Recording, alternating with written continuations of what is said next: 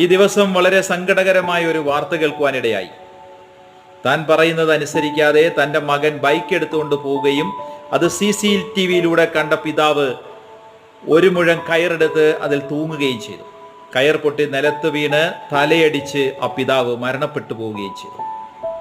ഇന്നത്തെ അണുകുടുംബ വ്യവസ്ഥയിൽ സ്നേഹങ്ങളും പ്രതീക്ഷകളും എല്ലാം ഒരുപാട് പേരിലേക്ക് ഷെയർ ചെയ്യാതെ വളരെ കുറച്ചു പേരിലേക്ക് പരിമിതപ്പെടുന്ന ഒരു സാഹചര്യമാണുള്ളത്.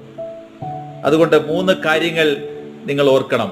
ഒന്നാമത്തത്, മറ്റുള്ളവരോടുള്ള എല്ലാ പ്രതീക്ഷകളിലും മിതത്വം പാലിക്കണം. രണ്ടാമത്തത്, ശാരീരികമായ ആരോഗ്യം ചെക്ക് ചെയ്യുന്നത് പോലെ മാനസികമായ ആരോഗ്യവും നാം ഉറപ്പുവരുത്തണം.